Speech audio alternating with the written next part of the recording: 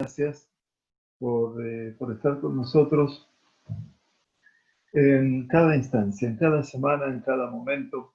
Quiero que sepan que independientemente de todo lo que representa el desafío de poder enseñar a la distancia, es un privilegio poder contar con tantas personas.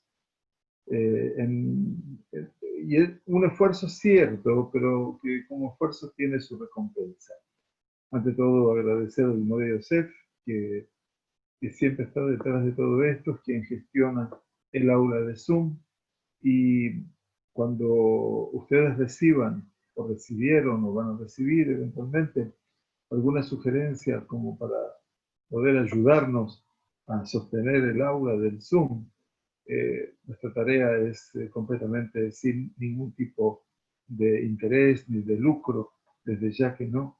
Nosotros hacemos Talmud Torah de Shem Shammai, no hay ninguna duda, como lo hacemos en todos los ámbitos, aquí felizmente en Ranana, pero de todas maneras, obviamente todo el escenario económico tenemos que abastecerlo porque no podemos caer sobre la comunidad. De todas maneras, cada uno, obviamente, con su situación, nosotros comprendemos todas las situaciones y nos ponen muy felices ante todo que estén aquí con nosotros.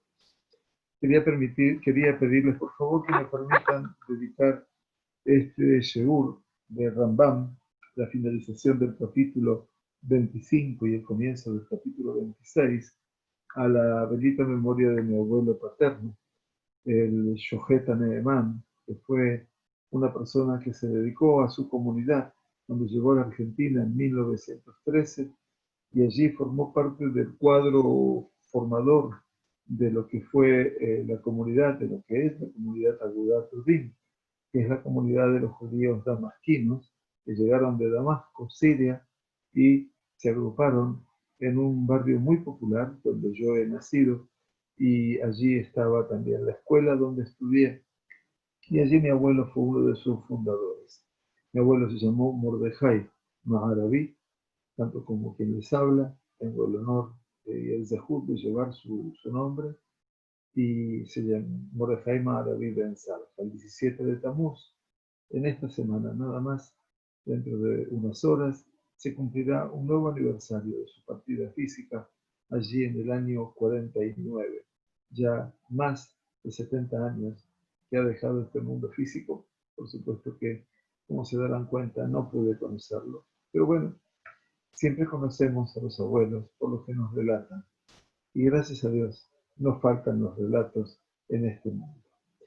La semana estamos transitando el tiempo del ayuno de Shiva Asar de Tamuz. Aquí el ayuno en Israel, en esta zona en particular, comienza a las 3:51 y finaliza a las 20:10. Todos aquellos que puedan ayunar son los ayunos que hacemos menores, que van desde el amanecer hasta la salida de las estrellas. Tiene que ver con unirnos en el sentimiento que acompañó al pueblo judío por la destrucción del templo de Jerusalén. Por lo tanto, dice que todo aquel que conlleva la pena del pueblo judío también tendrá el beneficio de poder ver la alegría del pueblo de Israel. Y esperemos que Kadosh Baruj Hu transforme estos tiempos prontamente en tiempos nomás de alegría y de regocijo, como lo expresó el profeta Zeharia, un profeta muy particular, quien nos dijo que estos días se transformarán en Yamim Tovim, en días festivos, pero también dijo, Behaemet Shalom Ehab, y la paz, la verdad y la paz habréis de amar. Creo que esa es la tarea. Que Kadosh Baruj Hu transforme estos días en días de júbilo es su tarea, pero mi tarea aquí es tratar de incrementar la verdad y también la paz. Y en esto, obviamente, es una invitación formal que hacemos para todos ustedes, los que están cerca, los que están un poco más lejos, pero quiero que sepan que aquí, en este espacio virtual, estamos todos presentes y estamos todos, por suerte, muy, muy cercanos. Y quiera Dios que nos permita disfrutar de todos ustedes aquí, en esta pequeña tierra, en este pequeño recinto que es más que nunca el lugar para cada yehudí que desee vivir con plenitud, en libertad y con la sensación de que su Dios lo acompaña a cada paso. Bienvenidos, Brujín Abay. Muy bien, vamos a concluir hoy el capítulo 25. Estamos estudiando ya en estas últimas alajot del capítulo 25, después de haber aprendido sobre lo que es Moktzeh. Las próximas alajot hablan de Bitul Kli Me'ejano. Hablábamos la semana pasada de cómo no podemos hacer que un recipiente que ya se utiliza para algo, yo lo anule completamente. Quiere decir, provocar en Shabbat que un recipiente esté prohibido para llevar en él cosas, cuando el recipiente está preparado precisamente para poder llevar ese tipo de objeto. La halajá número 24 nos dice Rambam, no tenim kelita hatan delef. Delef es cuando hay una delifá. Delifá es una pérdida, quiere decir hay una gotera. Se puede colocar un recipiente debajo de una gotera, nos dice el Rambam. Si en Shabbat de repente, bueno, llovió y hay una gotera dentro de la casa. Entonces está el agua goteando de un techo, o hay goteras en la casa o algo similar. Se puede poner un kelí, se puede poner un recipiente debajo de ese agua que gotea.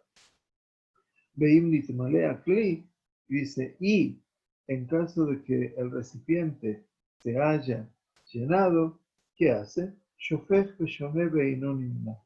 ¿Qué puede hacer? La persona puede verter el agua con que se llenó y volver a poner el recipiente en su lugar sin ningún tipo de dudas. Esto quiere decir que no hay prohibición de transportar tirtul de agua de lluvia. Por lo tanto, al colocar el recipiente allí, no se anula la posibilidad de utilizar el recipiente más tarde. Y obviamente esta acción puede hacerse, dice el Rambam, shofech beshoné, quiere decir, vuelve a hacerlo una vez y otra vez y varias veces lo puede hacer sin ningún tipo de problema. Pero el Rambam dice que todo esto es viable y es posible en la medida cuando el agua que gotea es apta para el baño, quiere decir, para que la persona se dé un baño. Es decir, uno dice, bueno, pero el agua, los rabinos entendían que el agua para bañarse no necesitaba ser tan limpia como el agua que se bebe. Sin embargo, obviamente, los mefarshim, los comentaristas dicen, uno nunca se habrá de bañar con agua sucia. Es verdad, el Tur, que es Rabbenu Asher, que es la obra que tal vez es la que privilegia la llegada del Shulchan Aruch posteriormente, el Tur, el Orah Haim 338, en el Simán, en el inciso 338, difiere con el Rambam y no requiere que el agua sea clara. El Shulchan Aruch, Maran Yosef Karo, en el mismo Simán de Orah Haim, y las autoridades posteriores aceptan la idea del Rambam, dice que sea apta para el registro. Van y no Raúl, pero si el agua esa que se juntó en el recipiente no es apta para el lavado, entonces dice Ein Notenim. No se puede colocar un recipiente para que la reciba. Pero, dice, Beim Natán, dice, pero bueno, no sabía qué calidad de agua habría de caer allí, y si puso el recipiente, ya lo había puesto en el lugar, entonces dice, mutarle talteloba maima mehusim shelo. Se lo puede transportar aún con las aguas que son aguas sucias, aguas que no las voy a poder utilizar, eventualmente que no voy a poder tener provecho de todas ellas. ¿Sí? Entonces, lo que explica el Shulchan Aruch HaRav es que la razón de la prohibición de colocar un recipiente para recoger el agua es que uno está invalidando el utensilio para su uso futuro. Eso se llama bitul kli me'ejano. Ese recipiente posiblemente se iba a utilizar para algo de la comida. Por ejemplo, para poner el postre, para poner las frutas, ¿Está bien? El kinuach, como se dice en hebreo. Y entonces, ¿yo qué estoy haciendo? Si yo lo estoy utilizando para juntar el agua de la gotera, estoy anulando o inutilizando, eventualmente invalidando el utensilio para su uso posterior.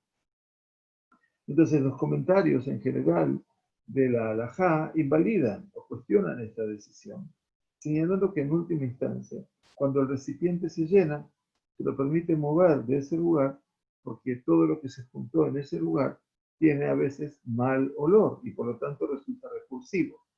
Y explican que esta restricción fue instituida porque al principio está prohibido hacer que un objeto se vuelva detestable o repulsivo, y en este caso no lo puedo utilizar en Shabbat, ¿verdad? Entonces, el Rambam nos dice, She'enu sim geraf shel re'i lejatchila.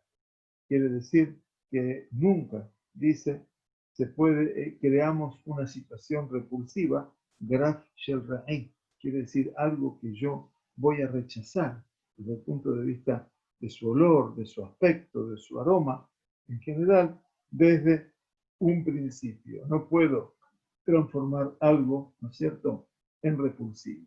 O sea, graf shel ra'i sería algo así como un orinal, donde se recogería la orina, ¿no es cierto? Muy bien. La halajá número 25 de nuestro capítulo 25 nos dice Javit shel tevel shenishbera. Muy bien, un recipiente de tevel. Tevel se escribe tet bet lam. ¿Qué significa tevel? Dice algo que contiene tevel. En este caso estamos hablando de que es un producto de la tierra de Israel que no se ha separado, pueden ser granos o semillas o frutos, que no se ha separado de él las trumot y los maasrot. Quiere decir la ofrenda que se debería separar para darle al Cohen y los diezmos que tenemos que separar de cada uno de los productos de la tierra de Israel. Entonces, hasta que eso no se separe, el producto no es apto para el consumo y se considera, como explicamos ya en la halajá anterior, muktzeh. Eso se llama tevel, tevel con tet, porque tevel con taf es universo.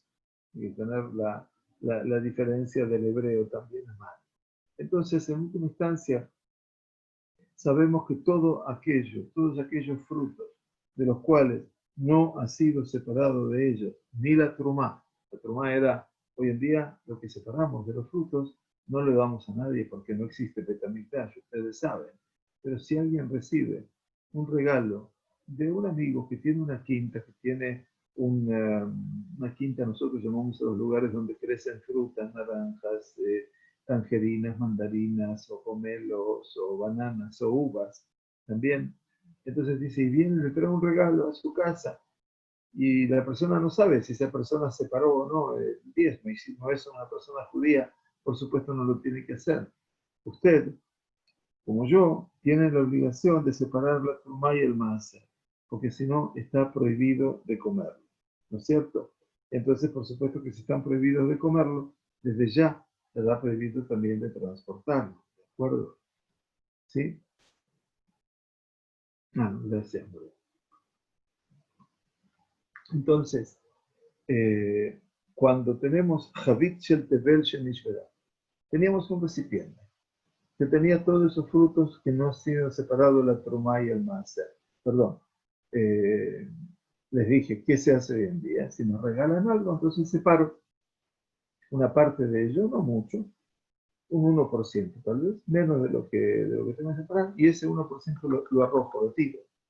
Lo inutilizo en ese momento para no comerlo, porque estoy separando entonces la trumá y el maaser simbólicamente. ¿No es cierto? Entonces, si estaba el recipiente con ese tebel y se rompió, me vikli humanía fea. Puede traer otro recipiente, obviamente, y lo pone debajo del otro para salvar eventualmente lo que se derramó eventualmente del mismo. ¿No es cierto? Entonces, no puede colocar debajo de ese jabit, de ese barril. Entonces, Al hacerlo, eso ya de por sí no se considera que Vitel Klimejano, que haya invalidado o anulado la posibilidad de usar el receptáculo, ya que si uno transgrediera y separara la trumá y los diezmos que se requieran, se permitiría el uso de ese producto. Entonces, ¿qué dice aquí? Dice, oír veima barbetico, no. Dice, dado que esa persona lo hizo y lo corrigió, metaken que metukan. Entonces dice, esa persona lo arregló.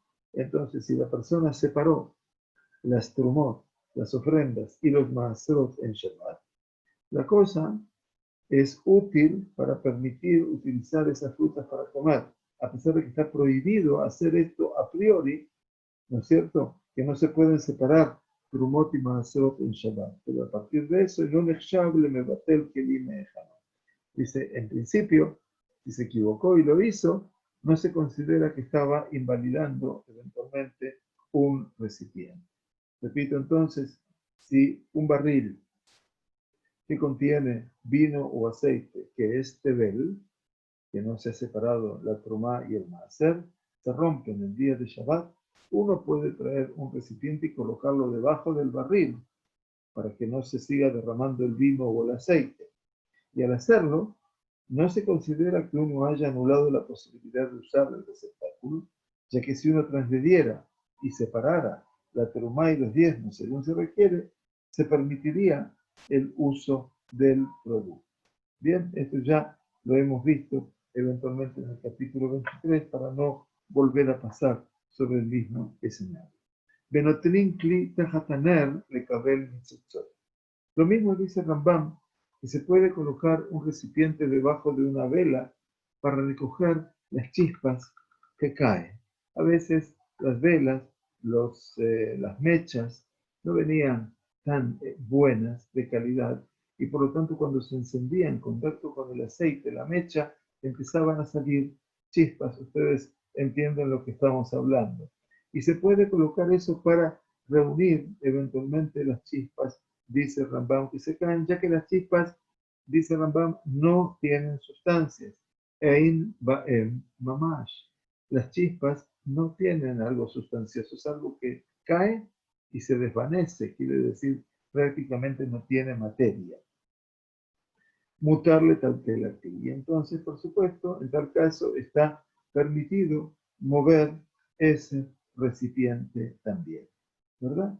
Muy bien. Entonces, sigue la halajá y nos dice, perdón, cuando se rompe una viga de madera, korashen ishveda, ein somjimota besefel o bearukot amita.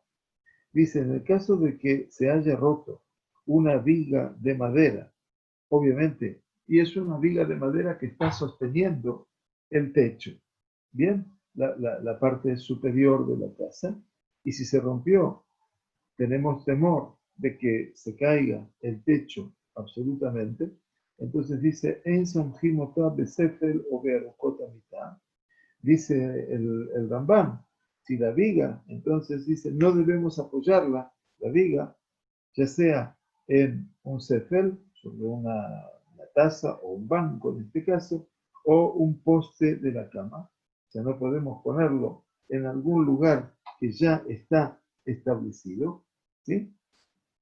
Porque obviamente eh, eh, eh, el Shulchan Aruch, Maran Yosef Karo, dice que uno puede usar todos estos utensilios solo para evitar que el techo caiga aún más.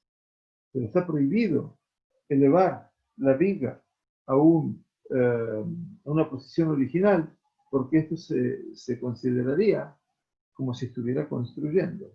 Entonces construir en Shabbat ya no es una tarea invalidada por los rabinos, sino que es una prohibición que proviene, por supuesto, de Oraita, ¿no es cierto? Y ahí tenemos un problema mayor. Entonces,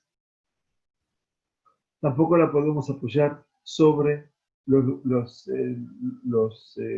barrales de la cama, eventualmente los postes de la cama, dice, pero, dice, Ela inken ayu rebujim betol zman she'echotz itelen. Dice, a no ser que quedaba un espacio bastante amplio entre el kelí, el recipiente que se apoya, y entre la corá, y entre la viga de madera. Y de esta manera es posible quitar ese kelí, ese recipiente, sin que la corá se vaya a caer. Quiere decir que en última instancia, cuando se rompe una viga que está sosteniendo el techo, no debemos apoyarlo contra un banco o un poste de cama, a menos que haya un amplio espacio entre las vigas y uno pueda quitar el banco o el poste de la cama cuando lo desee. ¿Sí? Entonces, a menos de que haya un amplio espacio, tenemos que la presión sea tan grande que sea imposible eliminarlos más tarde. Por lo tanto, o quitarlos. Por lo tanto, uno habrá anulado todas las posibilidades futuras de usarlo, porque al final de cuentas lo puse sobre un lugar donde yo iba a utilizarlo. La cama está para que yo me vaya a acostar. Y entonces si la utilizo para apoyar la viga para que no se caiga al techo, entonces estoy anulando el kelí, el recipiente, me no, para lo que estaba disponible. Ahora bien, dice Rambam, por cima Hatzelet al Gabea Banim de Shabbat.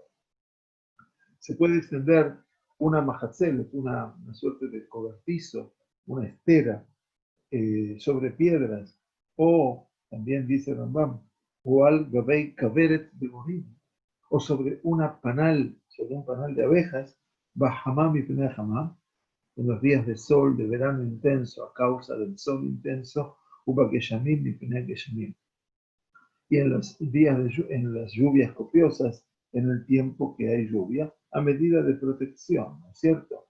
Bilbad, sheloit kaben latzu. Pero solamente cuando tenga la intención de que no quiere eventualmente cazar, eventualmente, o que quiere atrapar eventualmente a las abejas. En este caso, obviamente, no lo puede hacer, solamente como medida de contención o de protección frente a, al sol o a las lluvias. Nosotros estudiamos que la persona debe colocar ese tapete, esa estera, ese cobertizo, de una manera que no inevitablemente haga que las abejas sean atrapadas. Quiere decir, hay un concepto en el halajá que lo estudiamos en su momento, pero por supuesto se puede buscar en internet, en el libro del Rab Melamed, Shabbat 1 y Shabbat 2, que se llama Pesik Resha.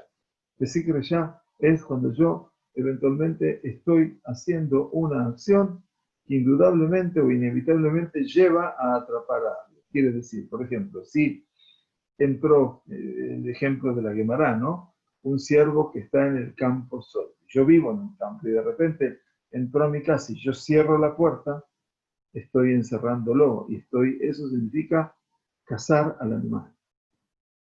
Entonces, de una u otra manera, es muy interesante todo lo que representa la proyección, ¿no?, de todo este escenario, como está explicando el Rambam. Entonces, en este caso dice, para que no se fracasar,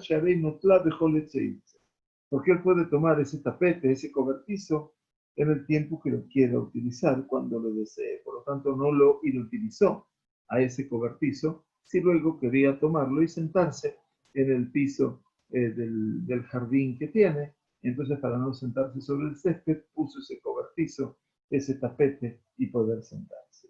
Bekofin et sal de Shabbat Lifnei Efrohim. Dice que también en Shabbat uno puede voltear una canasta sobre los polluelos, eventualmente sobre los pollitos, obviamente, que son todos muxé, como todos los animales y como todas las aves, como estudiamos ya, pero se le puede poner una canasta para protegerlos, o también para que esos polluelos puedan subir y descender, eventualmente, porque una vez que ya subieron y bajaron y tuvieron que hacer lo que hicieron, yo puedo tomar ese recipiente, vejen, y también todas las situaciones análogas. La alajá número 26, que es la última de nuestro capítulo 25, nos dice, Behemá shenafla labor. Ahora, el caso hipotético es un animal que eventualmente cae en una cisterna, en un pozo, o le amat amaim, o en una tealá, en un conducto de aguas, obviamente, no puede ni del pozo ni del conducto de las aguas, de esa tealá, de ese canal, no puede subir por sus propias fuerzas. Y viajó en la parnasá bien tomada, de farmesimotar, dice, si la persona le puede dar parnasá, quiere decir, le puede dar de comer al animal en el lugar donde está, quiere decir, se cayó ese pozo y yo tengo condiciones de poder darle de comer al animal, le doy de comer en su lugar. Hasta Motzai Shabbat. Bein Lav, pero si no logra hacerlo porque está muy bajo, entonces, o muy adentro de la teala, entonces, ¿qué tiene que traer? Maybe Karim Ksatot, Umanía Fastea. Trae cojines y trae mantas y los coloca debajo del animal. Les va haciendo como un piso, ¿verdad? Les va haciendo algo de abajo. De Imaltá, alta. Y si el animal se siente más elevado y pudo subir eventualmente, entonces el animal pudo subir y esto está bien y no hay problema de poder hacerlo. De Afal Piche me bate el clima de Jamón. Y en este caso, ¿qué estamos haciendo? Estamos anulando un utensilio de su uso habitual. Porque yo la manta y los cojines lo iba a utilizar eventualmente para cubrirme, para sentarme más cómodo, etc. Pero estoy anulándolos porque los estoy poniendo debajo del animal. Sharei Mashlichol Labor, porque hemos arrojado adentro de un pozo o adentro de las aguas del canal, ¿no es cierto? Mi Pneitzar Balejaim lo Miren qué interesante. Nuestros sabios, a causa del sufrimiento de los animales, en este caso, no determinaron ninguna prohibición, porque también el Tzar Balejaim importa y por lo tanto hay que ayudar al animal. De Asru les Lo que sí prohibieron es que ayudemos al animal a subir a través de mis propias manos.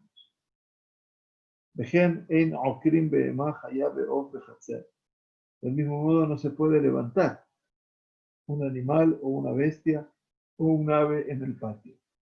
Quiere decir en el Hatzer, tan pero se las puede empujar, Tojafim, se las puede empujar hasta que ingresen por su propia fuerza, por su propio medio, eventualmente, al lugar donde van a estar arrestados.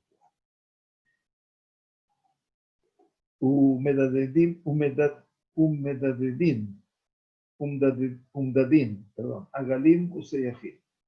Quiere decir, también se puede, eventualmente, medadim, quiere decir, se los puede empujar a los agalim y a los terneros y a los seyahim, que son los ponis, los caballitos chiquitos, mientras ellos caminan.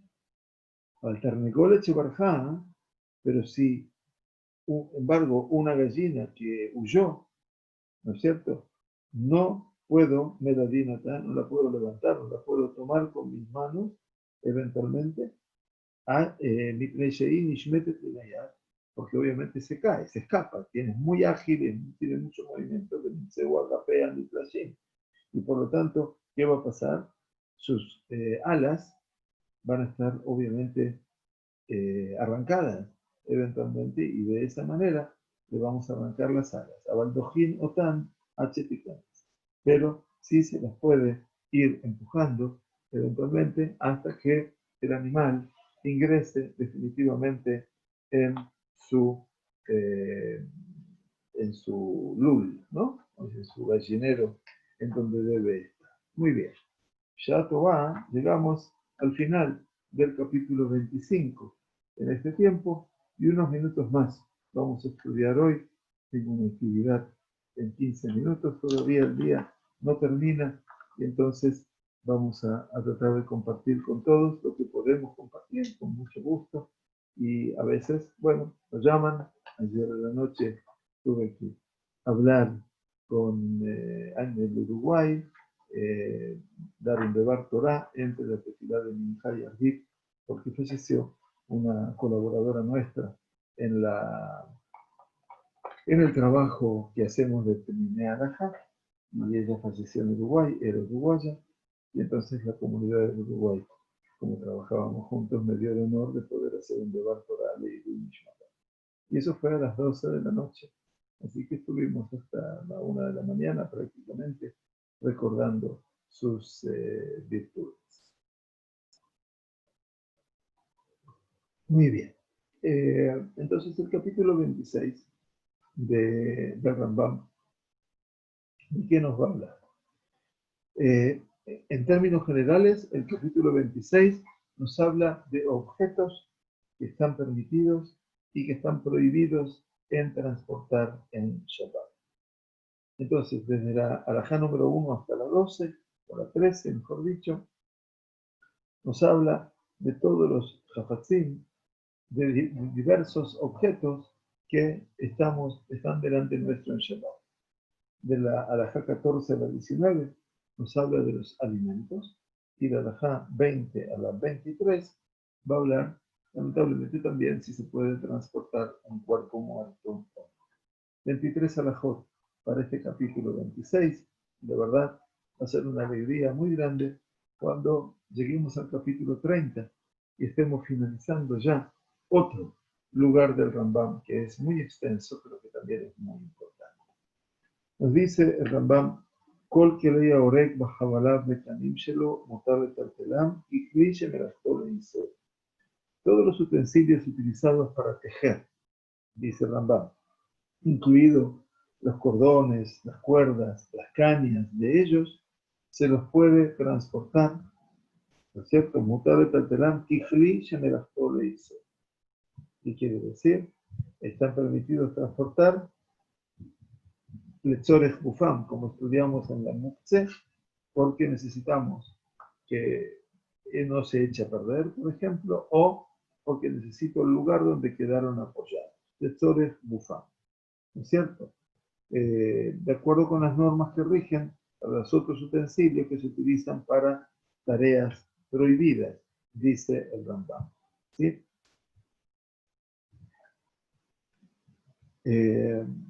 Hutz dice, mi kovet aelion be kovet atachton. Obviamente se hace una excepción con respecto a lo que es el kovet aelion y el kovet atachton. ¿Qué son el kovet aelion y el kovet atachton? Vieron que el tejedor tiene una parte arriba superior, una viga superior y una viga inferior, ¿verdad? En donde, en medio de ellas, el tejedor tensa los hilos de la costura. Quiere decir, tenemos el shetí, quiere decir todo lo que está en forma perpendicular o vertical, y el erev, que es lo horizontal. ¿Bien? Entonces tenemos el kovet elión y el kovet tachtón. Espero que me haga entender por lo menos que es el elemento de la costura antigua. Entonces, eso obviamente no se puede. ¿Por qué? Porque están obviamente fijos y por lo tanto, entonces, están como en columnas estables o patas estables y no pueden ser transportadas. Vejena Amudim Shel Oreg. Del mismo modo, los pilares que sostienen el tejido del tejedor, Azur le taltelam. También está prohibido moverlas. Shema y etatena gumot shelaem, porque puede ser que venga, obviamente, a cerrar las gumot que hicieron ellas. ¿Qué quiere decir? Que esos postes del aparato del tejido están profundamente instalados en la tierra. Entonces, si yo saco eso que está ya aferrado a tierra, al piso eventualmente, que no eran pisos de madera desde ya, entonces queda un agujero. Y entonces esas son las gumot. Y que cuando las saque, la persona venga a tapar, a rellenar esas gumot, y en última instancia va a estar haciendo una tarea prohibida en Shabbat. Estamos hablando entonces aquí de todo lo que representa el tejedor.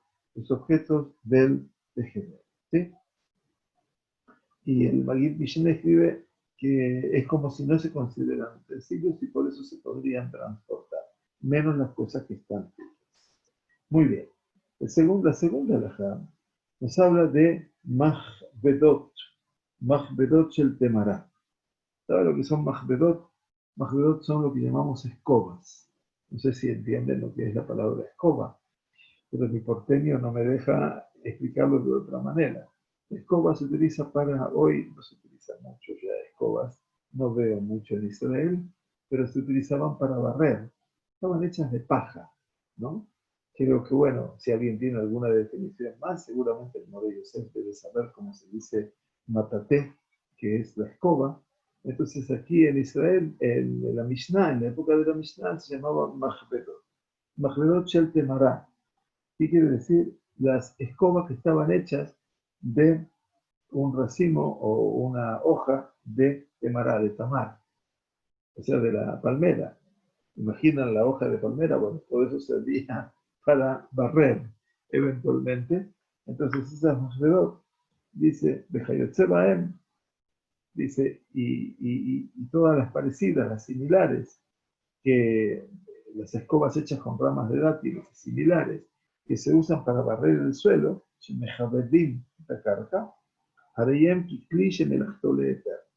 consideran como utensilios que se usan para un propósito permitido. Porque está permitido barrer en Shabbat, o sea que no está prohibido eventualmente. Y lo que sí es importante es que estudiamos en el capítulo ya 21, en la halajá número 3, el Rab Melamed nos decía que uno puede barrer el piso en Shabbat, solo si está el piso con cerámicas, no piso de tierra ni de césped, ¿de acuerdo? Sin embargo, dado que el barrido está permitido en esa instancia, se considera una actividad permitida. Sin embargo, el Ramá, que es la autoridad ashkenazí, que escribe sus anotaciones al Shulchan Aruch, prohíbe barrer con estas escobas incluso en un piso que está hecho ya de cerámica, por ejemplo, porque una escoba es considerada un utensilio utilizado para un propósito prohibido. Así dice el Ramá, y obviamente tenemos que entender que hay quienes niegan la posibilidad. El Rambam dice que se permite. Dice, Levenim shenisharu min abinyan. Ahora bien, tenemos, dice el Rambam, ladrillos que han quedado después de que un edificio se completó. Quiere decir, ya no se van a utilizar. Se consideran como utensilios que se usan para un propósito permitido. Ya que son aptos para reclinarse. ¿Qué quiere decir que son aptos para reclinarse? El Rambam explica en general que está permitido les hacerlo, es decir, la persona se puede recostar sobre ellos, quiere decir apoyar su cabeza, o Rashi explica para sentarse. Le hacer también es sentarse, puede utilizar para sentarme por encima del nivel de tierra. Shearei Shafin Otan Metakinim Otan. ¿Por qué? Porque se las puede limpiar un poco, obviamente, y se las puede utilizar. Vein Tzavar Otam dice, pero si la persona dice, las puso como un montículo, eventualmente, Harei Iktzam. En este caso, se empezó a poner una sobre otra, los ladrillos, ahí los ha hecho mukse. ¿Por qué? Porque parecería ser que está construyendo. Y entonces azul taltelam. Está prohibido, ¿no es cierto?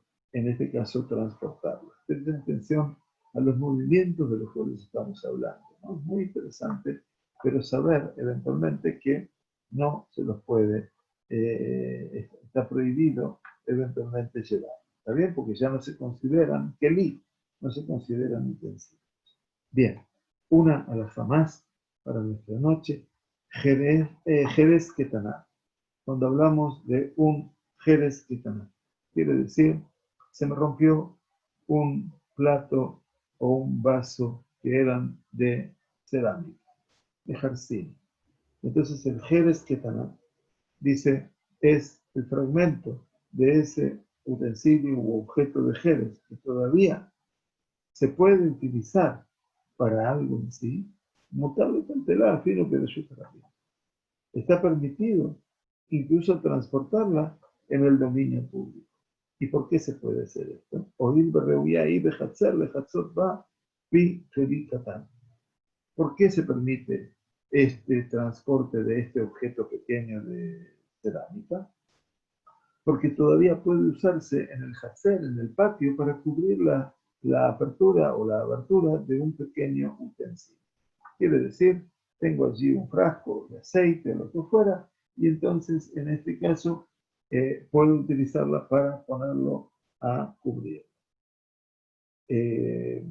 Megufat Javid Shenit Kateta, quiere decir, de la cobertura, que está hecho de una cobertura de cerámica, ¿no? De loza, que se rompió en múltiples pedacitos pequeños y Ushbarea mutable tantarán. Tanto la parte grande como la parte de los pequeños fragmentos se les puede transportar en Shabbat. Vein Zerakale Ashpam Odiom, pero si la arrojó al tacho de desperdicios, ¿no es cierto?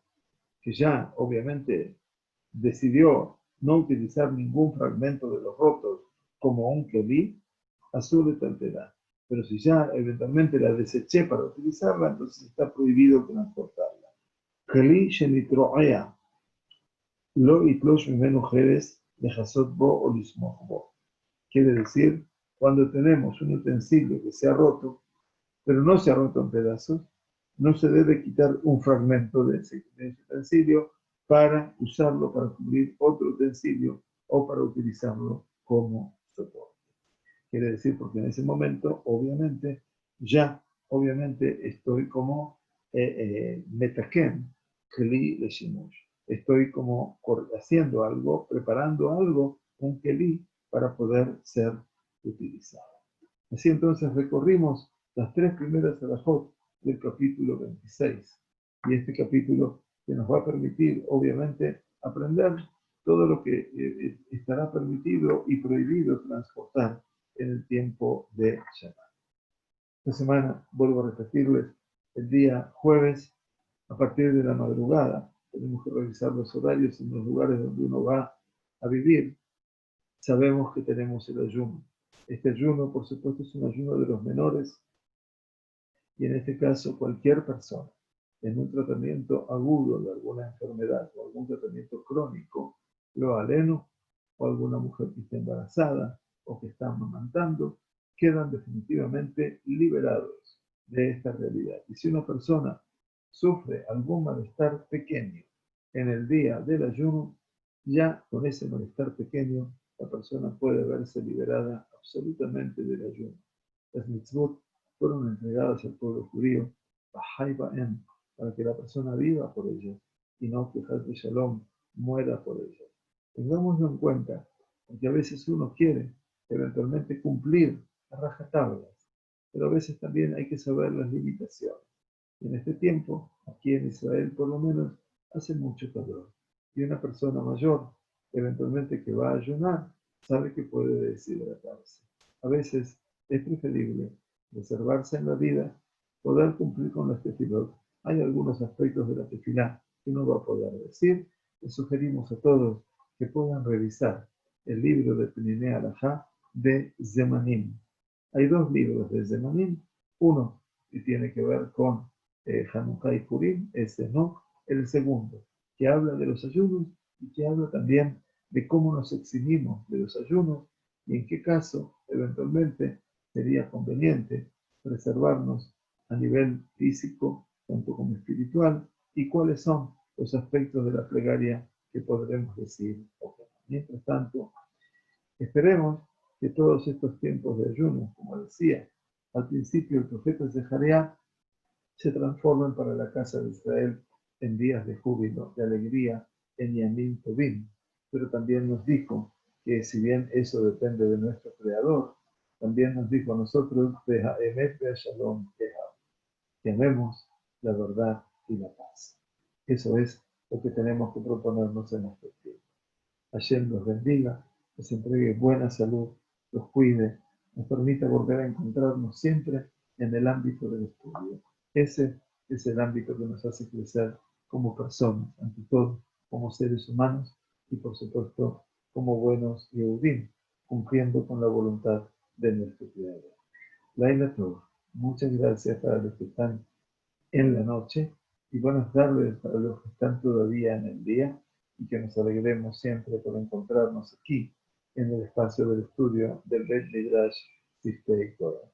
Muchas gracias a todos. Gracias por todo y gracias por el aniversario también que nos saluda. Muchas gracias a todos. Birujim Abay, bienvenidos.